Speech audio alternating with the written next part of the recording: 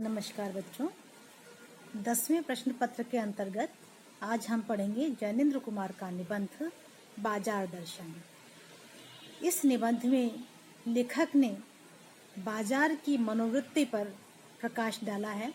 अब आप कहेंगे कि बाजार की मनोवृत्ति कैसे हो सकती है, तो यहाँ व्यंग में लेखक ने ये कहा है कि बाजार एक बहुत बड़ा आकर्षण है। बाजार में रखी हुई वस्तुएं, बाजार में सजी हुई वस्तुएं मनुष्य को अपनी ओर खींचती हैं, और इस खींचने का प्रभाव केवल खींचना नहीं होता है। इस खींचने का प्रभाव सामान्य मनुष्य को कहीं ये एहसास कराता है कि वह सामान्य है, उसके पास इस बाजार को अपने वश में करने की ताकत नहीं है, और ऐसा सोच करके वह अपनी सीमा से ऊपर उठने का प्रयास करता है, अधिक धनोपार्जन का प्रयास करता है, और इस धनोपार्जन में वह कई बार बहुत गलत काम भी कर जाता है। एक तो यह हुआ, और दूसरा यह हुआ कि जब मनुष्य धन कमा लेता है या उसके पास धन की शक्ति आती है, तो उसमें बहुत सारे अवगुण साथ ही चले आते हैं। जैसे जिसके पास धन है वह धन को व्यय करके, सामानों का क्रय करके, सामानों के प्रदर्शन के माध्यम से अपने आप को दूसरे से अलग दिखाने का प्रयास करता है, और नतीजा ये होता है कि हमारे संबंध मानवीय न रह करके दिखावे के रह जाते हैं।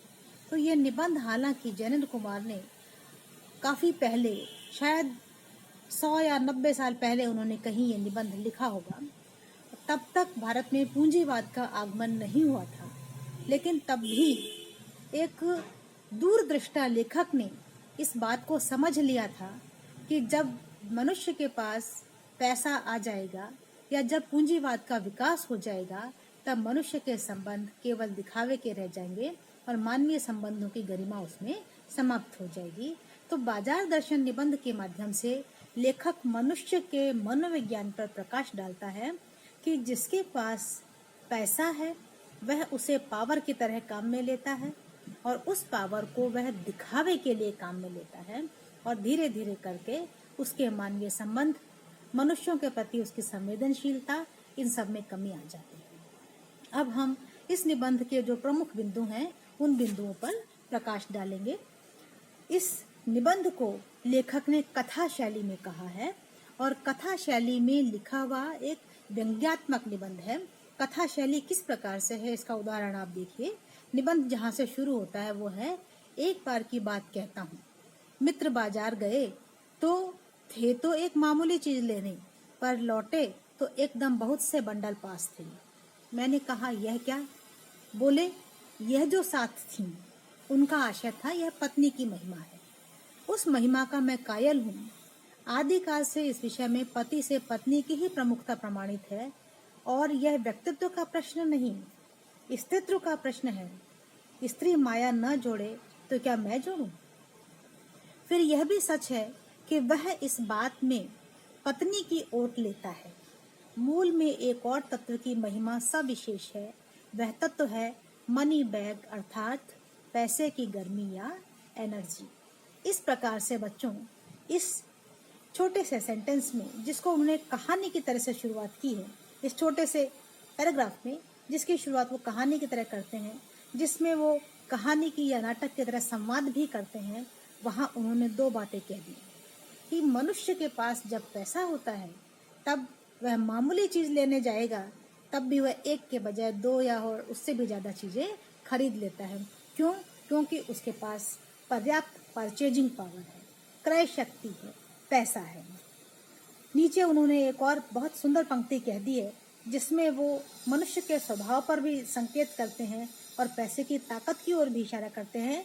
मैंने अंत में जो पैराग्राफ की अंतिम पंक्ति जो बोली थी, मूल में एक और तत्व की महिमा सविशेष है। वह तत्व है मनी बैग, अर्थात पैसे की गर्मी या एनर्जी।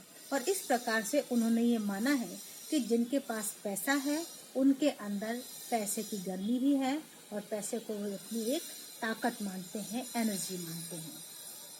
इस निबंध का तीसरा बिंदु जो है बच्चों, वो ये कि मनुष्य जो है पैसे को पावर की तरह जब काम में लेता है तो वह बड़े मकान खरीदता है, कोठी बनवाता है और इस प्रकार से अपनी परचेजिंग पावर का प्रयोग करता है। किस लिए करता है? दूसरों को दिखाने के लिए। इसके लिए भी बड़ा सुंदर सा व्यंग लेखक ने किया है।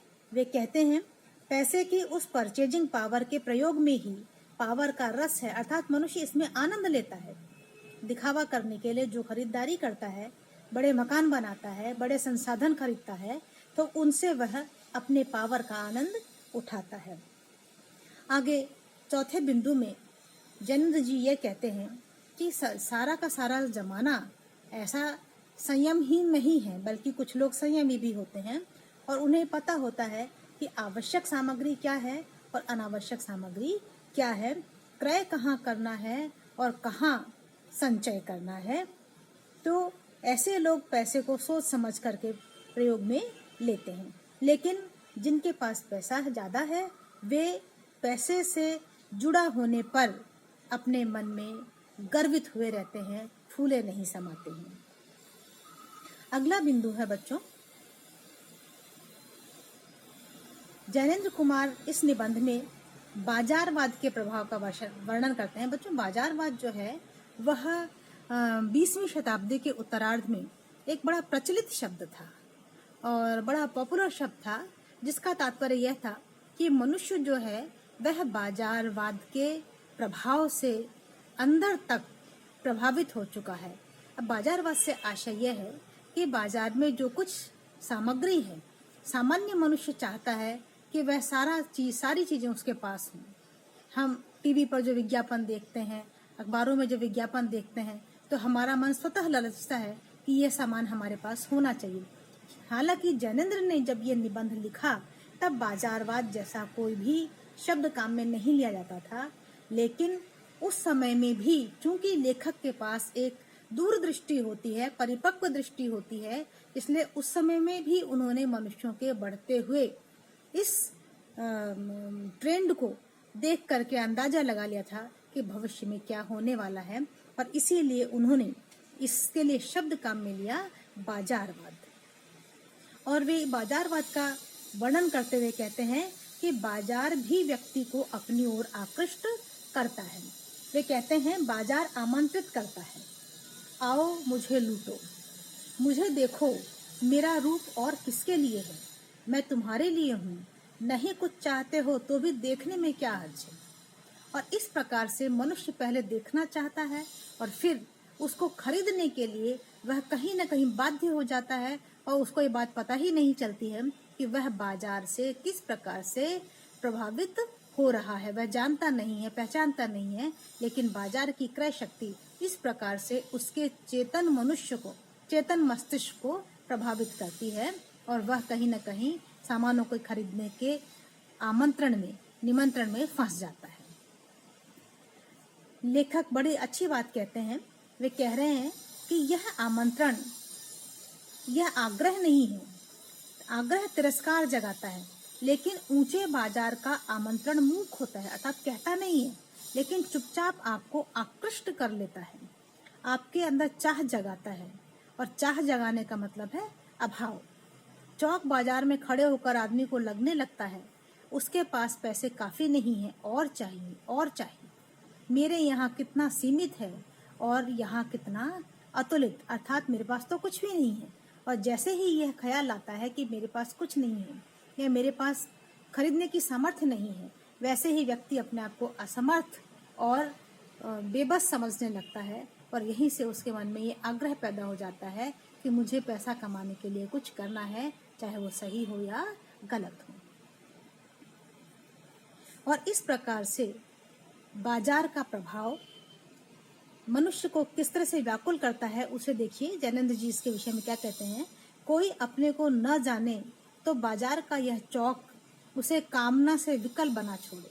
यदि कोई अपने आप को नहीं समझता है कि उसे क्या चाहिए क्या नहीं चाहिए, यदि वह इतना समझदार नहीं है, तो बाजार का यह चौक अर्थात बाजार का यह आकर्षण उसे व्याकुल और पागल बना डाले, उसके अंदर असंतोष भर दे कि मेरे पास तो कुछ भी नहीं है, तृष्णा भर दे कि मुझे और चाहिए, ईर्ष्या से घायल कर दे कि मेरे पास यह नहीं है और दूसरों के पास ये सामान है।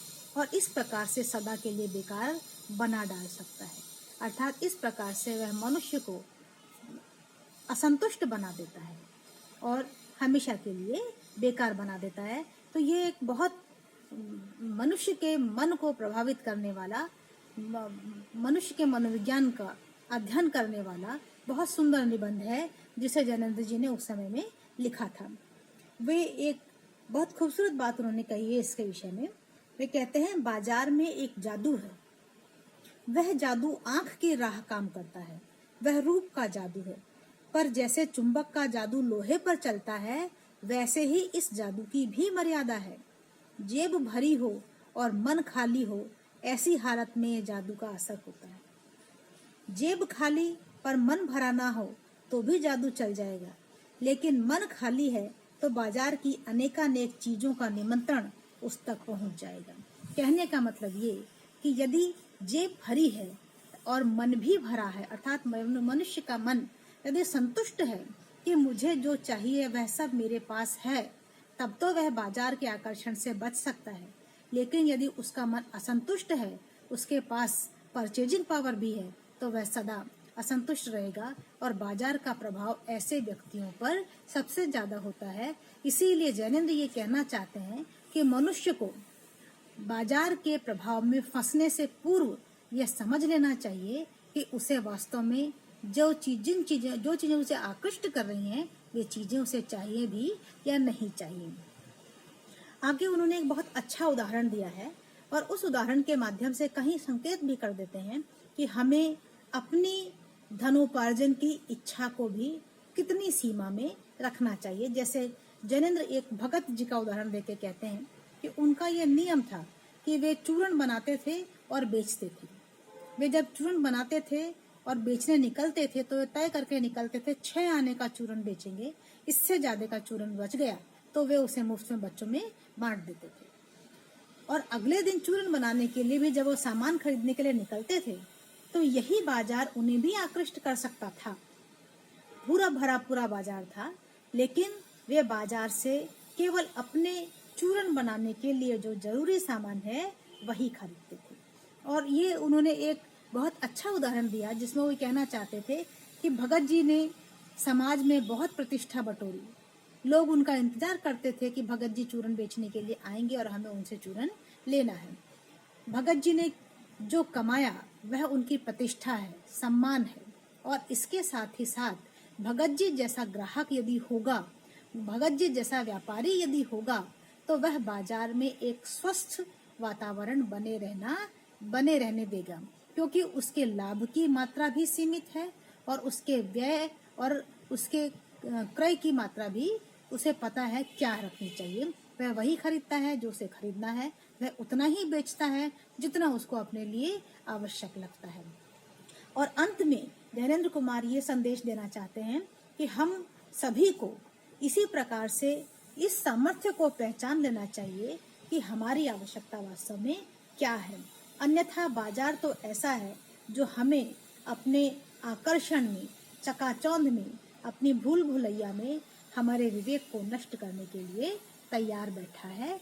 और हमें कैसा ग्राहक होना चाहिए? सचेत ग्राहक होना चाहिए। यदि हम सचेत हैं तो बाजार में एक स्वस्थ स्पर्धा का वातावरण बने रहने देंगे और बाजार भी एक स्वस्थ बाजार बना रहेगा। जहाँ तक भाषा का सवाल है, जैनेंद्र ने इसमें बहुत सरल भाषा का प्रयोग किया है, क्योंकि इसमें उन्होंने हास्य का पुट लिया है, जगह जगह पर उन्होंने इसमें व्यंग भी किया है। इसलिए भाषा बहुत सुंदर, साफ, प्रांजल भाषा है। और प्रारंभ इसका वे कथा शैली में करते हैं। कहीं कहीं पर इसमें हमें संवाद भी देखने को मिलते हैं। संवाद का उदाहरण मैंने सबसे पहले ही आपको दे दिया था।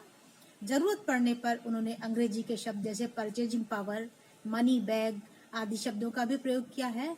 बाकी सामान्यतः उनकी भाषा बोलचाल की हिंदी होते हुए भी उसमें परिष्कृत हिंदी और तत्सम के शब्दों का प्रयोग किया गया है।